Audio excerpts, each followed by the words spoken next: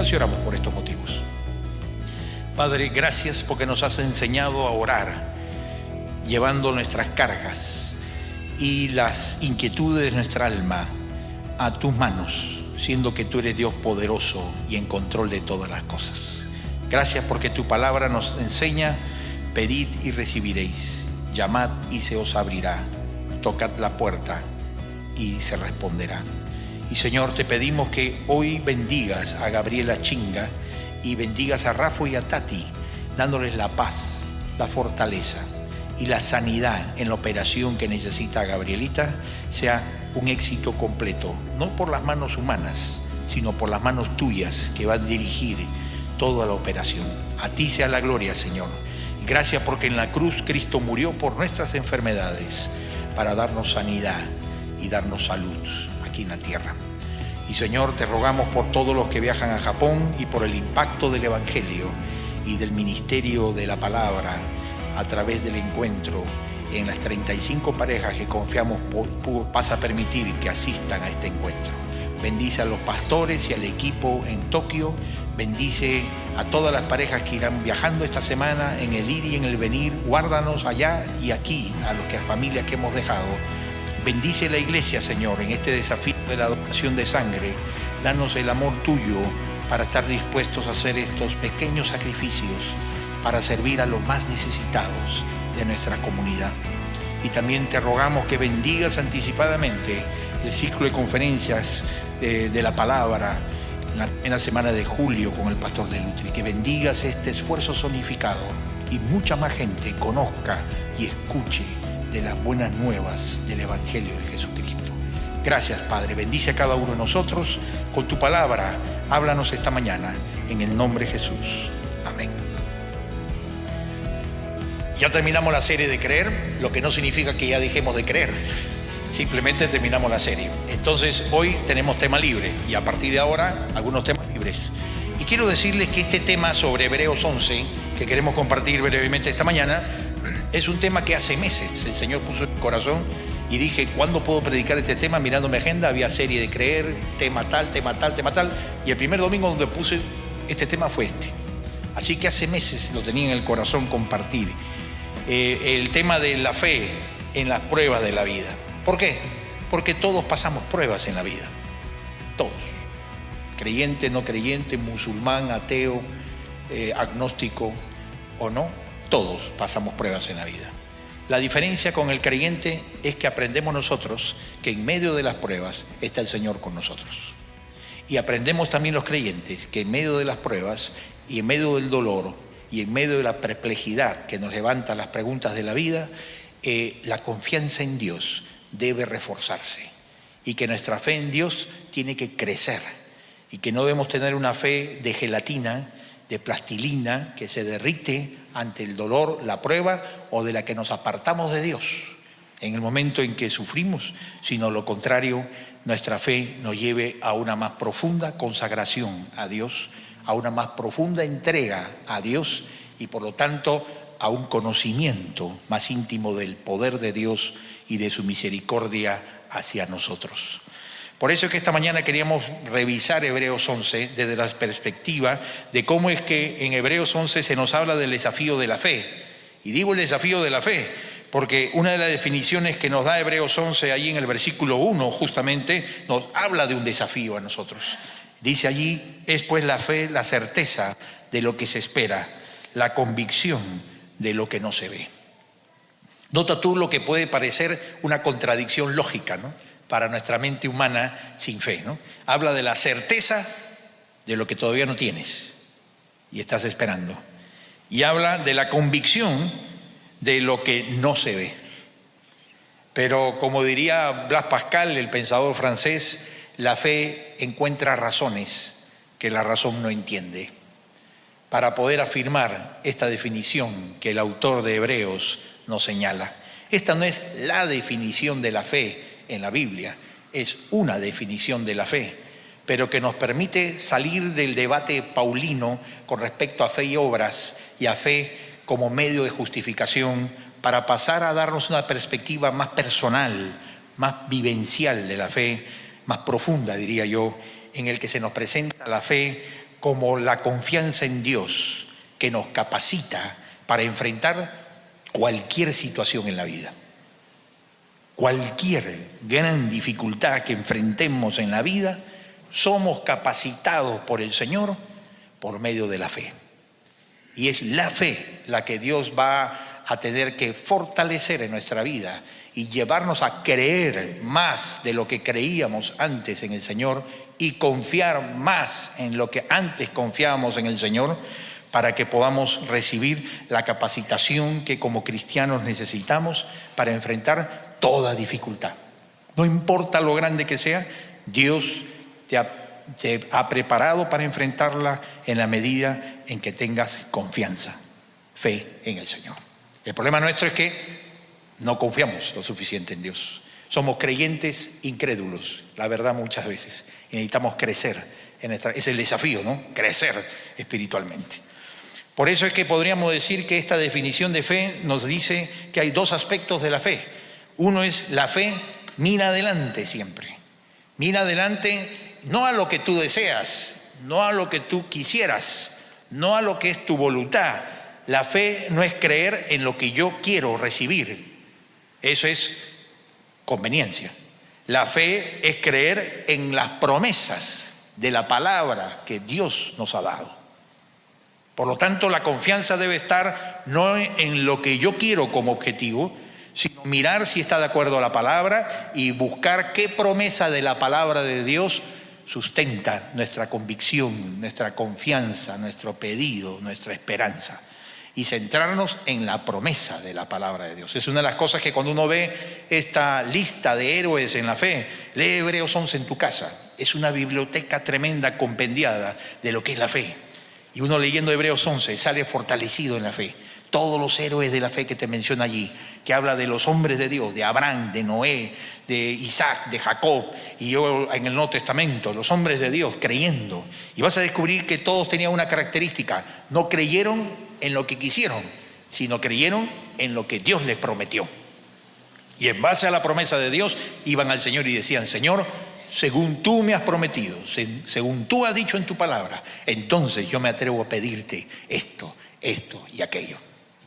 Así que una característica de la fe es que mira adelante a las promesas de Dios. Segundo lugar, es una fe que mira hacia arriba, porque comienza uno a ver las realidades espirituales que no se ven. Cuando uno confía en Dios, comienza a descubrir y darse cuenta que, como la palabra de Dios nos enseña, no son las realidades tangibles, materiales, lógicas, en donde tenemos evidencias físicas para poder ver y confiar en aquello, sino que hay otras realidades espirituales que no se ven, que son tan reales o más reales que las visibles y las físicas, porque las visibles y las físicas van a pasar y un día no existirán más. Y estas espirituales son realidades eternas, porque el mundo y sus deseos pasan, mas lo que hacen en la voluntad de Dios permanecen para siempre. Entonces los creyentes aprendemos a vivir con pies puestos en tierra en las realidades visibles, pero sabiendo que las realidades espirituales que no se ven son las que predominan, son las que priman, son las que guían, son las que encausan y son las que deben ser nuestras prioridades para decidir aquí en la tierra. Y cuando uno comienza a tener esa fe en la que vamos caminando, como dice Pablo en Colosenses, mirando hacia arriba, hacia las cosas celestiales, hacia lo eterno, hacia la voluntad de Dios, y no las de la tierra, entonces encontramos sustento para poder encontrar seguridad, confianza en Dios, estabilidad, cualquiera sea la tormenta que pase aquí abajo en la tierra. Porque nuestra ancla está bien puesta en Dios, quien es todopoderoso. Entonces uno tiene que mirar hacia adelante a las promesas, hacia arriba a las realidades espirituales. Tenemos que ir aprendiendo a ver lo que no se ve, como dice Hebreos, viendo al invisible, que es el Señor Todopoderoso, que va siempre al lado nuestro y delante de nosotros, marcándonos el camino por donde debemos ir y por donde no debemos ir. Y esto nos lleva a que Hebreos 11 nos enseña además un segundo paso de la fe. Y es que no solamente la fe es mirar hacia adelante, mirar hacia arriba, pero tenemos que tomar decisiones de fe. La fe no es un sentimiento, La fe no es solamente una creencia intelectual, la fe no es solamente un asunto de conocimiento, información o de emoción temporal. La fe verdadera toma decisiones. La fe verdadera obedece la palabra de Dios. Si no, no es fe. Porque la fe sin obras está muerta. Como dice Santiago, ¿no? Como un cuerpo sin el espíritu está muerto, la fe sin las obras está muerta. Por lo tanto, la fe verdadera va a ser retada, va a ser confrontada. Dios te va a poner en encrucijadas de caminos. Dios nos va a poner en disyuntivas para elegir. Dios nos va a poner en situaciones difíciles muchas veces, con el propósito de que aprendamos a escoger lo que Él quiere que escojamos. Entonces uno ve, por ejemplo, de tantos ejemplos que hay allí, uno ve el ejemplo de Moisés. A mí me impactó el ejemplo de Moisés en Hebreos 11. Dice allí que él renuncia a aferrarse a lo material y temporal. ¿Se acuerdan de Moisés? La historia, ¿no es cierto?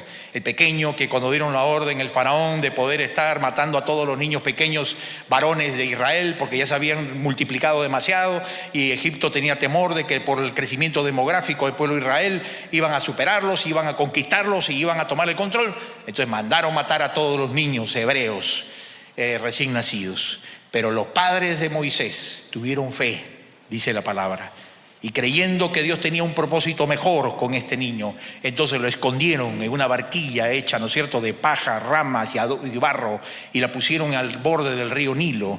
Y en ese momento apareció la hija del faraón, y la hija del faraón ve al niño y lo lleva a su casa, se conmueve y lo adopta como el hijo de la hija del faraón.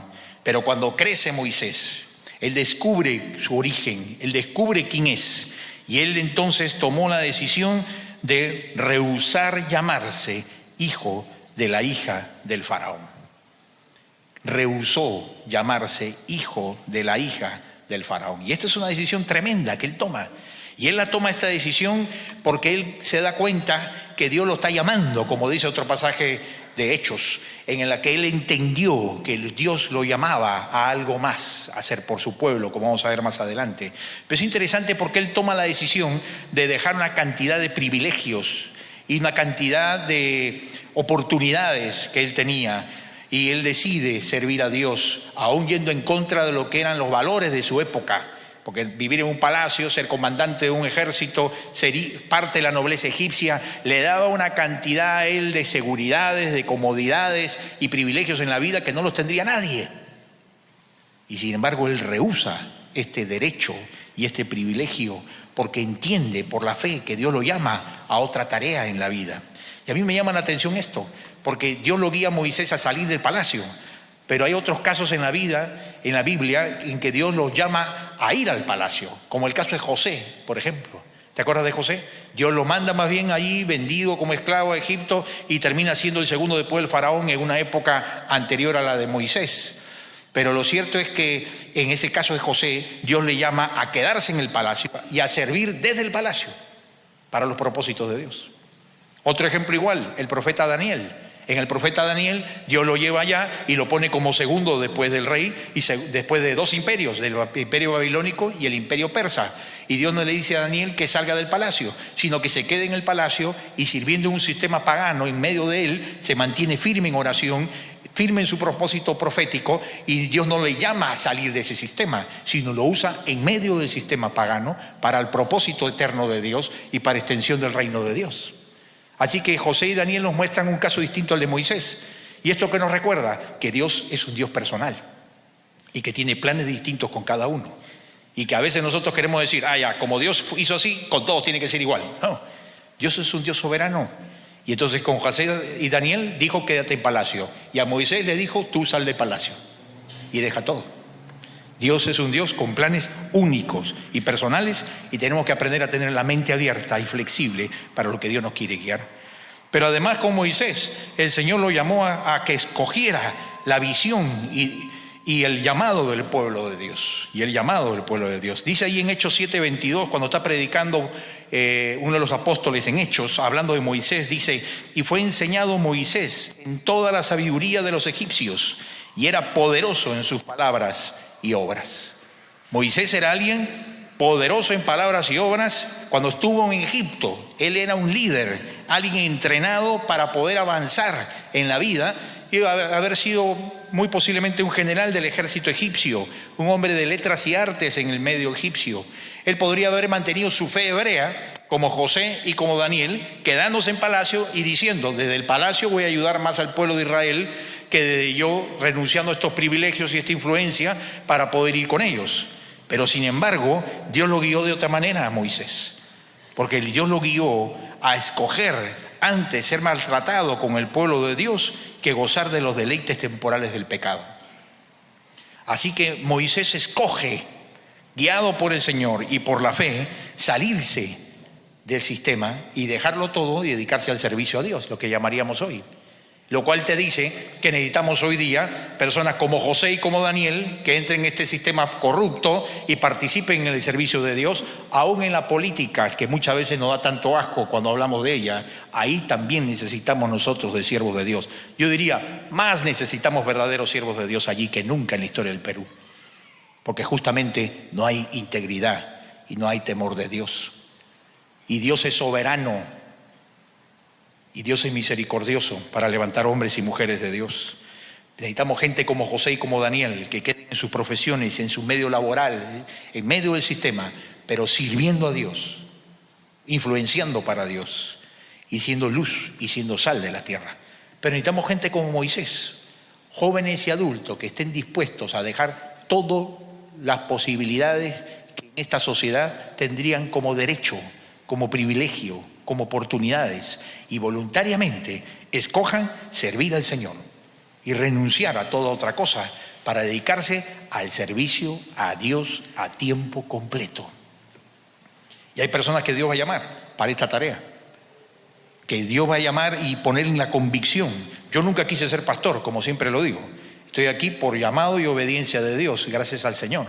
Pero Dios cambia el curso de tu historia, Dios cambia los planes de tu vida, Dios te saca de tus propios derroteros y te pone en un nuevo camino. Yo creo que lo que el Señor hizo con Moisés fue eso.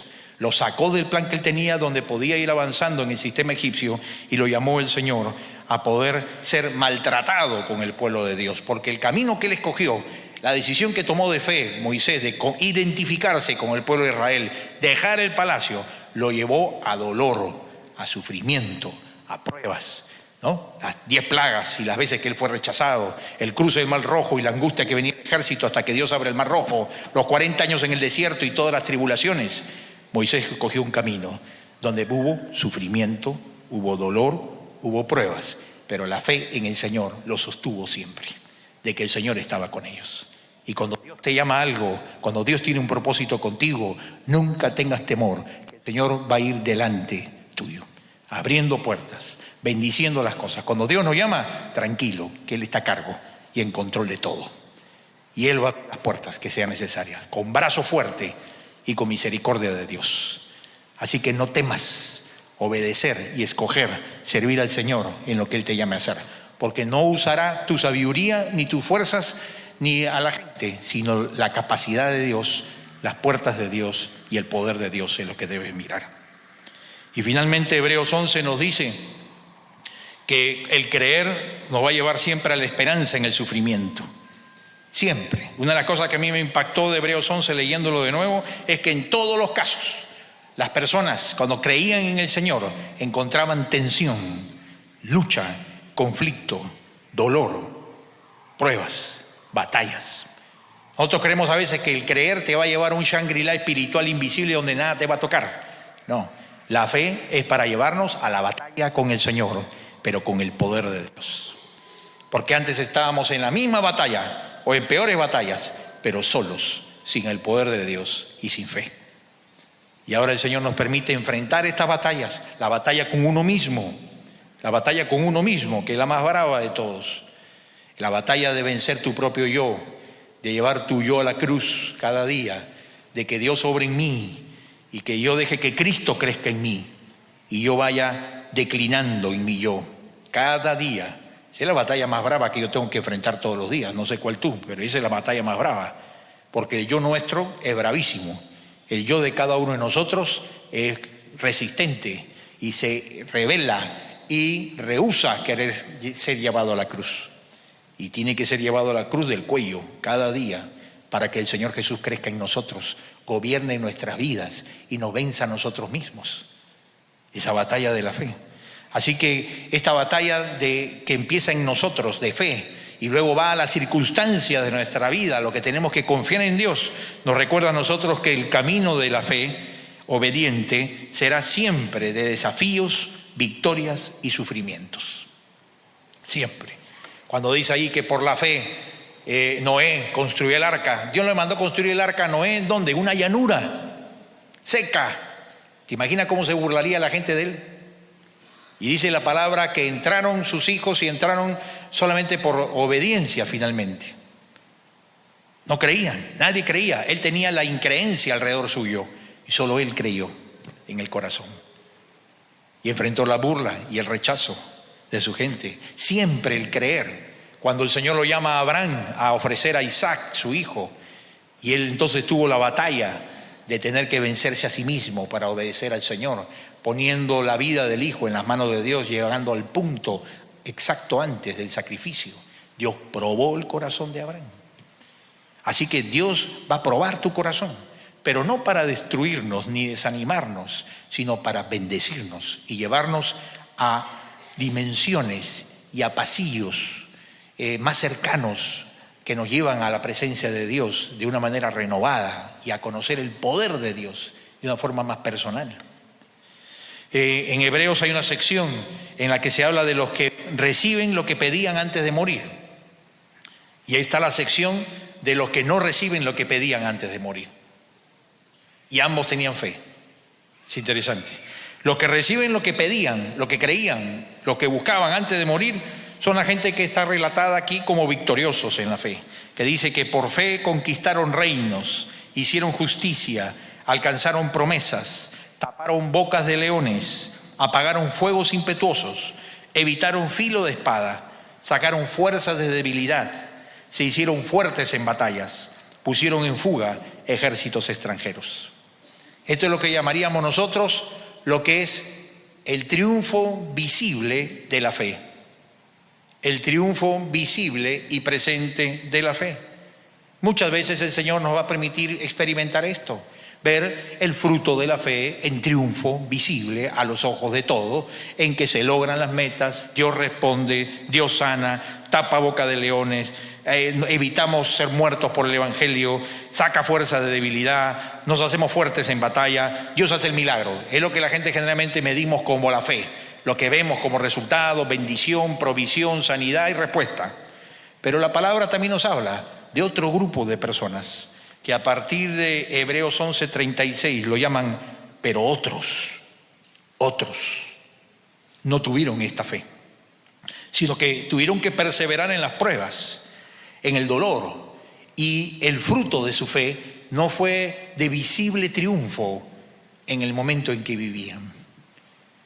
Sin embargo, su fe triunfó, porque obedecieron al Señor en medio de la prueba.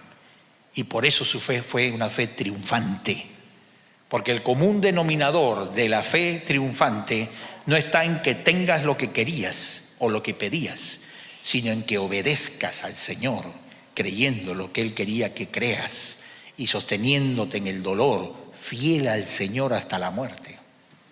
Ese es el triunfo verdadero de la fe.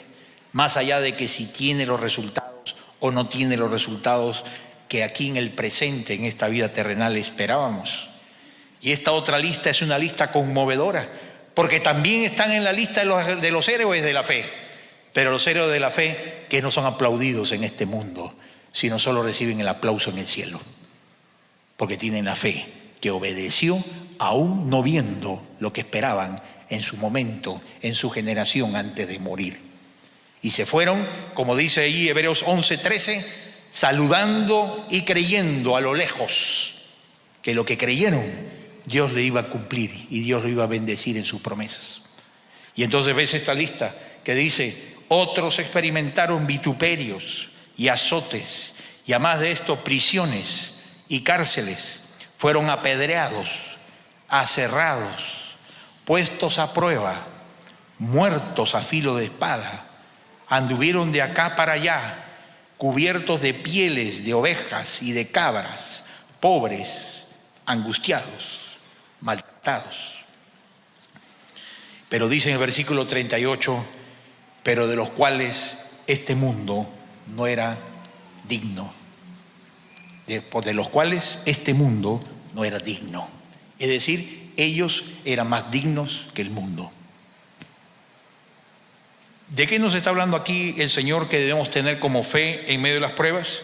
Que hay momentos en que las cosas no son como tú quieres y no recibes lo que tú esperas ni pides.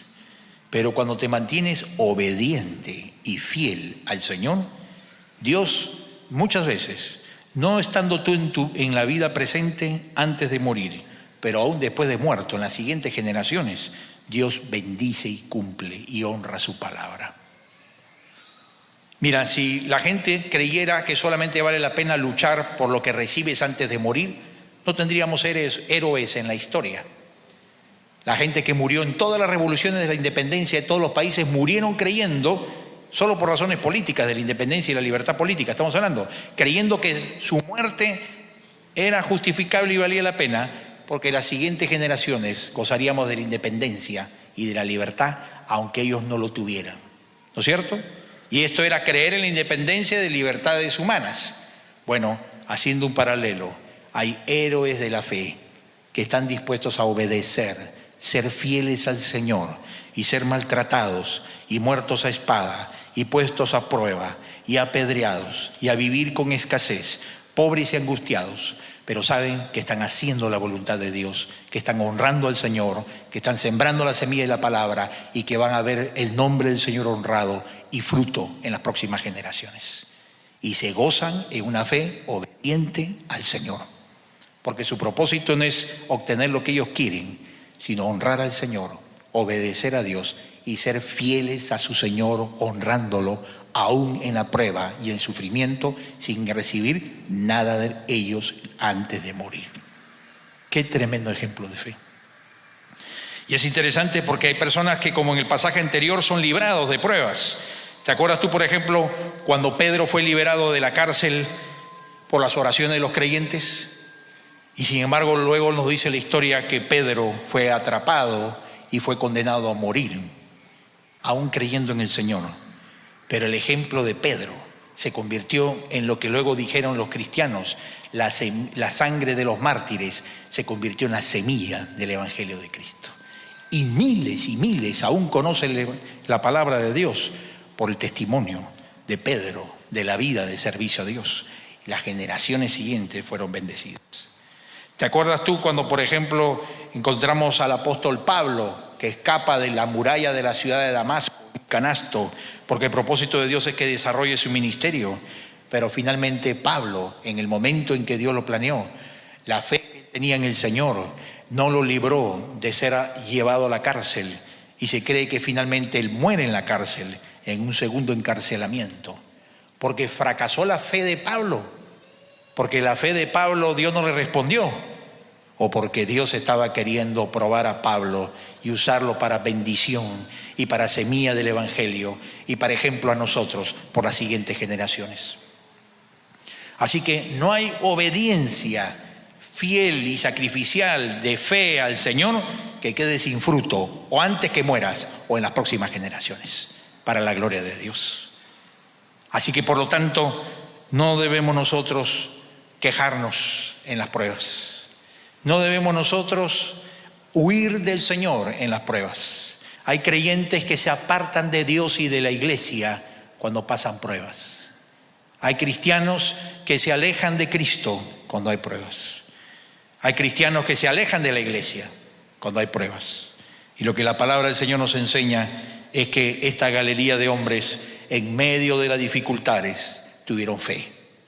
Tuvieron una fe y se mantuvieron firmes en el Señor y perseveraron, porque sabían que no seguían a hombres sino al Señor, y que estaban queriendo honrar a su Dios, aunque no recibieran antes de morir lo que habían pedido. Y fíjate este breve relato de la fe que vemos allí, que escogí algunos. Dice, Abel ofreció un sacrificio por la fe, y un sacrificio que fue agradable a Dios. Él escogió honrar y adorar a Dios. Noé preparó el arca, como lo mencionamos. Cuando nadie creía, él obedeció a Dios. ¿Estás dispuesto a creer cuando nadie cree a tu alrededor? Y cuando se burlan de tu fe y pareciera ser que nadie le da importancia a lo que tú le das de importancia y solamente eres tú el que crees. Esa fue la fe que tuvo Noé. Fue fiel en medio de su generación incrédula. ¿Tienes esa clase de fe? Abraham obedeció y salió de la ciudad donde él vivía y abandonó sus comodidades por escuchar la voz de Dios y obedecerle. Sara recibió fuerza, la esposa de Abraham, para concebir cuando era estéril y mayor de edad, y recibió el milagro de la sanidad. Moisés rehusó llamarse hijo de la hija del faraón. Hijo de la hija del faraón. Y de paso ahí le falta una H, ¿no? Alguien rehusó ponerle la H. Es decir, el Señor se manifestó de manera especial cada vez que la gente creyó en medio de las dificultades. Te pregunto, ¿estás dispuesto a creer en medio de la prueba? ¿Estás pasando pruebas? ¿Estás pasando dificultades? ¿Estás pasando dolor o sufrimiento? Es parte de la vida. Pero el consuelo y la fortaleza que Dios nos da es que en medio de la prueba, nunca te olvides, el Señor está al lado tuyo. En el día de la angustia, yo clamaré a ti, tú me responderás y me librarás. Es el Señor quien obra. Pero la pregunta es, ¿estás dispuesto a escoger y tomar las decisiones de fe o a tomar la fácil de apartarte y meterte en el mundo y engañarte que lo material, lo superficial, la diversión, lo social, el ruido ensordecedor de la sociedad y el esconderte de Dios va a solucionar tus problemas? Cuando lo que el Señor quiere es que vayas a Él, te arrodilles ante Él y le digas, Señor, como toda esta hueste de héroes de la fe, yo también en el momento del conflicto, del dolor, de la duda y de la batalla, quiero creer en ti, confiar en ti y voy a obedecerte lo que tú me pides que haga en esta situación. ¿Estás dispuesto a tomar esa decisión? Eso es lo que Dios quiere que hagamos. Ese es el cristianismo verdadero. Lo demás es religión. Cristianismo es fe que obedece al Señor en medio de la dificultad. Esa es la definición de cristianismo. Fe que obedece al Señor en las pruebas. ¿Qué tal si oramos y le pedimos al Señor que nos ayude a tomar estas decisiones de fe? Cada uno de nosotros sabe qué decisiones de fe debemos tomar y cuál es la actitud que debemos tener en nuestro corazón en medio de las pruebas que estamos pasando. Bendito Señor, te damos gracias, Padre, por dejarnos este fragmento de tu palabra en Hebreos 11, este capítulo precioso, que nos hace mirar lo que tú esperas de nosotros, de lo que significa creer en ti, de lo que significa confiar en ti verdaderamente. Y Señor, gracias porque nos retas y nos desafías a que miremos hacia arriba y miremos hacia adelante en tus promesas y dejemos que seas tú quien gobierne y guíe nuestras vidas por medio de tomar las decisiones de fe, de escoger tu voluntad, escoger tus prioridades, escoger tu camino, escoger seguirte aunque no tengamos todo lo que pedimos antes de morir, sabiendo que tu propósito es que te honremos y seamos fieles y te obedezcamos en medio de la prueba. Señor, bendice a cada persona que está aquí presente. Tú conoces la prueba que cada uno de nosotros estamos pasando. Tú nos conoces al revés y al derecho, Señor. Y sabes la prueba que estamos pasando. Y tienes compasión por nosotros. Y nos estás retando a creer en ti, a confiar en ti y a tomar las decisiones difíciles que sean, sabiendo que tú irás delante de nosotros, sosteniéndonos, proveyéndonos, bendiciéndonos para obedecerte, Señor. Padre, te rogamos que cada uno de los que estamos aquí recibamos esta actitud de querer decidir honrarte y escoger creer en ti en medio de nuestras situaciones. Y mientras oramos, yo creo que hay personas aquí pasando pruebas diversas, estás pasando dificultades grandes, necesitas reafirmar tu fe y tu obediencia al Señor. Yo te invito a que te pongas de pie donde estás permíteme orar por ustedes y orar por cada persona en esta situación. Necesitamos orar unos por otros. Te invito a que pongas el que se ponga de pie, está diciendo: pongo mi confianza en ti, Señor. Pongo mi confianza en ti. Te quiero obedecer. Si esta es tu situación, vamos a orar. En medio de las batallas en las que estamos, en medio de las luchas de la vida, bueno saber que podemos escoger confiar en el Señor. Dice la palabra de Dios que el que confía en el Señor no será avergonzado. No será avergonzado el que confía en Él. Yo honro a los que me honran, dice el Señor. Yo honro a los que me honran. Vamos a orar. Bendito Dios, tú sabes lo que cada uno estamos pasando. Te pedimos, Señor, que conforme tu palabra nos desafíe esta mañana, pongamos una fe renovada en ti. Si las dudas nos han asaltado, si el temor nos ha enfriado, si el dolor nos ha apartado, perdónanos, Señor, porque tú eres mi Dios. En tiempos buenos y en tiempos malos, tú sigues siendo Dios. Y por eso te pido que me ayudes a confiar en ti, a creer en ti y a escogerte a ti, y a no apartarme de ti ni de la iglesia en los momentos difíciles, sino a mantenerme fiel en tu camino, Señor, donde tú me pongas, buscándote honrar, buscándote glorificar con mis decisiones, con mis actos, con mi vida, donde quiera que esté. Señor, fortalécenos en medio de la prueba y haznos crecer en la fe y en la confianza en ti, sabiendo que tú vas como poderoso gigante delante de nosotros, abriendo puertas, allanando valles, anulando montañas, bendiciéndonos para la gloria de tu nombre. Bendice a cada hermano y hermana de pie y dale la fortaleza de la potencia de la fe en Cristo. Te damos gracias por lo que sabemos que harás. Oramos, Señor, que tú bendigas a cada uno. En el nombre de Jesús. Amén. Amén. Que el Señor nos bendiga y que el Señor nos enseñe a caminar en los caminos de la prueba. Pruebas pasamos todos, pero cuando confiamos en el Señor, Él toma el control de las situaciones. Dios nos bendiga.